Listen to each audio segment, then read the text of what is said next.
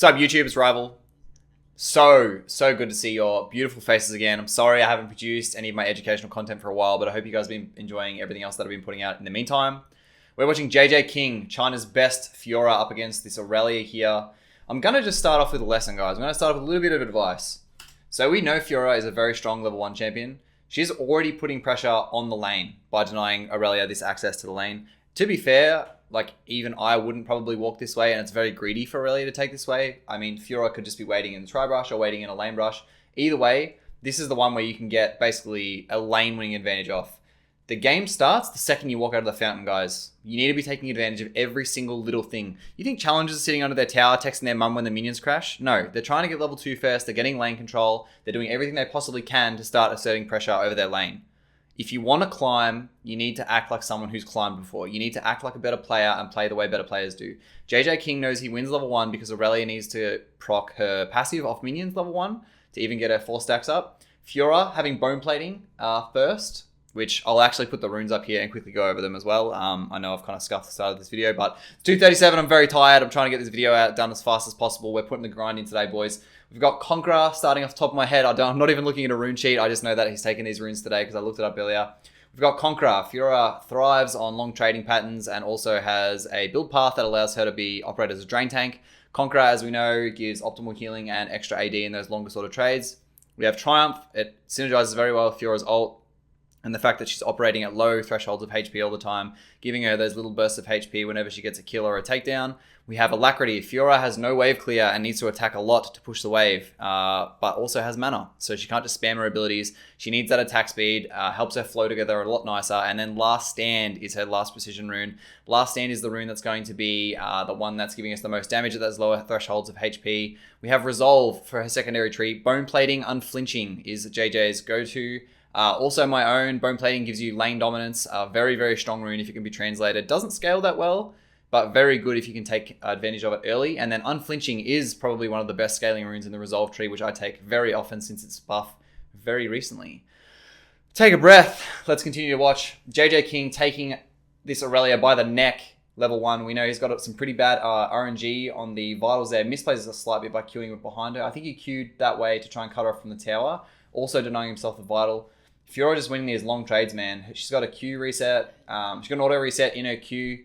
There's just nothing Aurelia can do. FIORA is notoriously one of the best level 1 champions in the entire game because she's an auto attack based champion, and she also has a vitals, which give her true damage, and an auto attack reset level 1.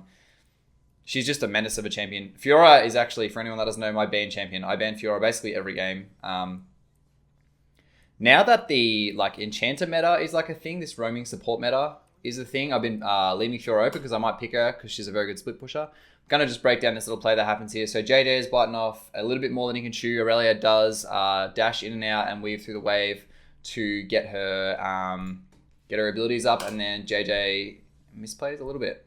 Let's just see how this goes. So Aurelia is playing very well. We can tell this Aurelia is a very high skill player. Aurelia also has flash here. So you'll see JJ walks exactly the direction that Aurelia is walking. He doesn't go up, doesn't go down, doesn't go backwards. He keeps walking exactly the direction Aurelia does because in his head, he knows if Aurelia flashes and then Qs, FIORA's going to eat that damage and she's going to die. Obviously not rocket science. We don't want that to happen. We get it alive. Lovely. JJ takes a TP. We're going to watch a TP. Comes back in the lane. All right. So I'll teach you guys a little trick as well. We see, just really quickly, this is a very niche little trick, but it can save you a little bit of time. So we see he starts TPing at 145 gold. We know he's going to go for a refillable potion here. He's going to buy 3 pots. He's not going to buy a pot and a pink ward. He's going to go for a refillable potion here. If you start TPing at, I think it's 143, so 7 gold before you TP, you can actually get into lane with that purchase perfectly. We see 150, gets the pot. Aurelia has done a really good job of getting a level lead here. FIORA using the TP movement speed to dodge her E. This is season 11, so TP, you can still TP to creeps, and also you get movement speed out of the TP as well.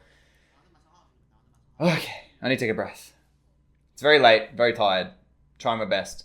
All right, so we see Aurelia has a level advantage here, but she's running low on resources. So FIORA has max health, max mana and 75% HP, but Aurelia has a level lead by 2 levels actually. JJKing keeping his distance from that 2Q. We're going to go over something here. So Karthus is ganking, but there's a very important element that I have to draw to here that you can do as a top laner.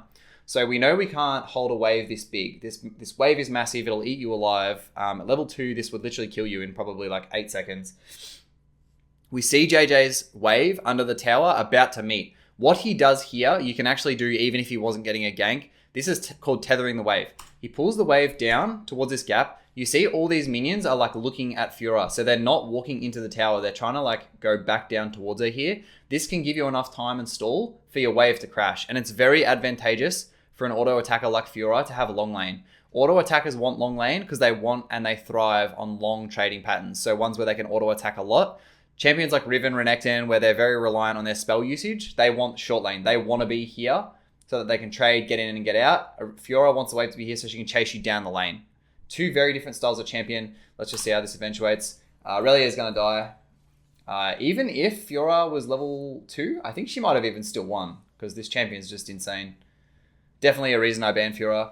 So I didn't edit this, but the person who published this video has just cut towards FIORA doing a slow push. So I just have to talk about what a slow push is really quickly. A slow push is when the wave is under your own tower and you last hit the enemy wave as slow as you possibly can so that the enemy top can't freeze it out the front of their tower. Also allows you to dive if you need to as well because you have a lot of protection through the wave. It also stops you from getting ganked. Okay, they're going for a 3-man dive here. Aurelia is doing an unreal job here. I'm going to just explain what's going on here because there's something that's happening that it's probably going to be missed by a few people. But when you're diving, you actually need the wave to crash first so the tower can attack the creeps under the tower. So you have access to the enemy champion. You can just walk up to them, start autoing, cast spells, whatever. Aurelia has been doing this entire time denying the wave crash. So here, Q keeps the wave from crashing while all the while keeping FIORA low so FIORA can't pressure Aurelia on the wave. Very well played by Aurelia. Probably denies a death or a kill or two. Level 5 to level 4 now though. We've got a little bit of an advantage. FIORA auto Q autos take down that ward, which you didn't know you can Q to wards as FIORA. We have a 8 creep push. So this wave would go back into FIORA. I think she's bitten off a bit more than she can chew here. Aurelia still with that flash advantage. Very well played. Whenever FIORA hits the W, even if she doesn't hit you with the attack speed slow, you still can't really win the trade because of the auto attack. So Aurelia queued away to avoid the duration and then came back when the trade was a bit more beneficial. Aurelia with your level advantage. JJKing does a great job at dodging everything. Very surprised he won that, especially because Aurelia actually has a beneficial wave there. That's kind of where Aurelia wants to keep the wave because she can get her passive off all the creeps out the front of the tower and run you down. Gets a nice little kill there. I would say that was more of an Aurelia misplay than anything. But either way, let's just see how he continues to go with the rest of this lane. I'm kind of worried about skipping forward because the video might, cut like this. Okay. So I've got Iron Spike Whip going straight into Gore Drinker. Very interesting. As old, FIORA would normally go into Tiamat, first item. W is the E. Aurelia doing a great job at avoiding these vitals. FIORA forced to flash. We'll get the kill out of that flash, but Aurelia did probably all she can do at a summoner spell deficit. Either way, this FIORA taking down the Aurelia sees that Aurelia doesn't really have too many options in terms of her queuing there. So elects for the all-in, knows that he has flash advantage too, so if it does get too sticky, you can definitely just flash away.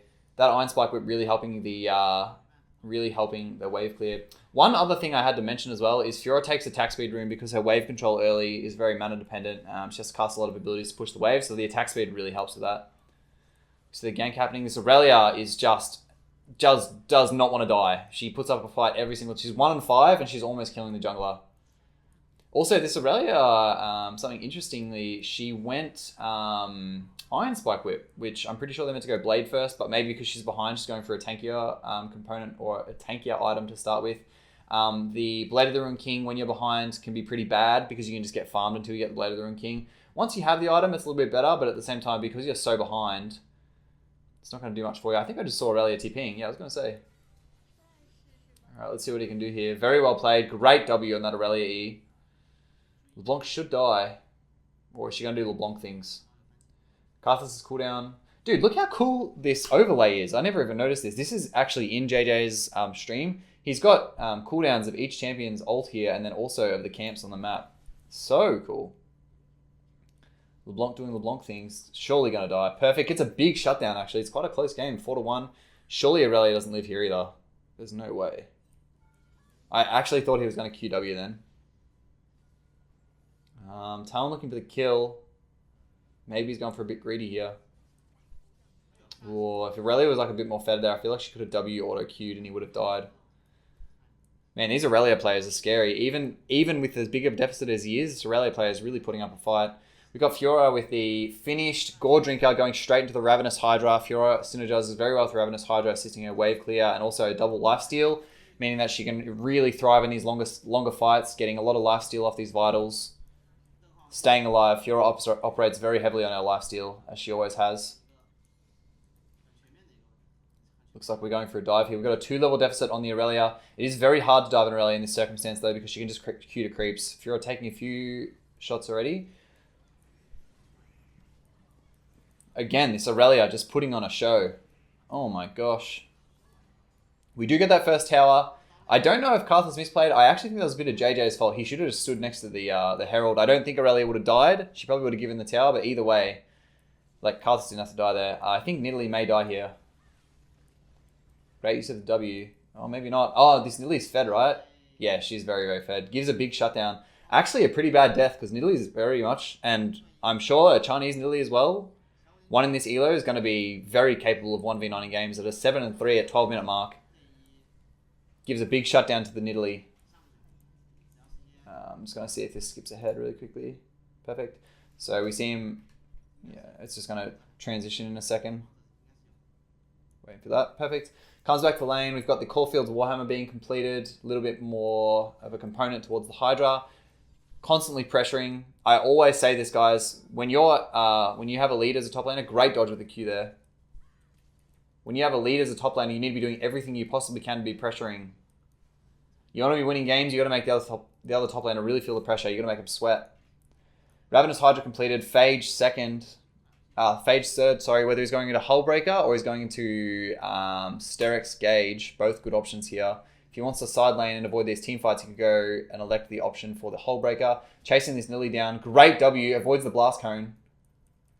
The CC from the Blast Cone actually hit the Nidalee there. CCing, Nidalee's flashed down. Gets the E off. Almost manages to dodge the Jin W. The ult comes out. This Nidalee has 9 quadrillion movement speed. I don't know what's going on here. FIORA, just the absolute menace champion that she is, hits the W on Jin. Very well played. Love that W on the Blast Cone. Such like smart and quick thinking. Especially killing the Nidalee, the one that's in the position to carry. We've got him completing Sterix Gauge, so it looks like he's definitely going to be pushing towards the team fights. FIORA, like typically, I don't... Like personally, I'm not the greatest FIORA player. I don't play her that much. As everyone knows, I'm a Riven one trick. FIORA isn't an incredible team fighter, I feel. Like, she's pretty good and she definitely can team fight, but she's not as good as other bruisers. Her specialty definitely lies in split pushing, and one that Riot's even tried to force themselves is split pushing, because FIORA, they gave her queuing on the tower and Eing on the tower a fair few patches ago now, but either way, definitely looks like Riot wants to push her into more of a split pushing identity of a champion. We've got 9 and 2. She's being pressured by all 3 here. Might want to W something here, otherwise she's going to get caught out. Hits the Vital for the movement speed. Love that. Well played. Goes back in. This does look like a circumstance where FIORA could probably do some crazy FIORA things in just 1v3. Getting hit by all the CC under the sun. Oh, she cannot move. Good Gore Drinker. Oh, W. Oh! Whoa, that was pretty sick. So, I feel like he's going to run. I was going to say, I feel like he's going to, oh my gosh.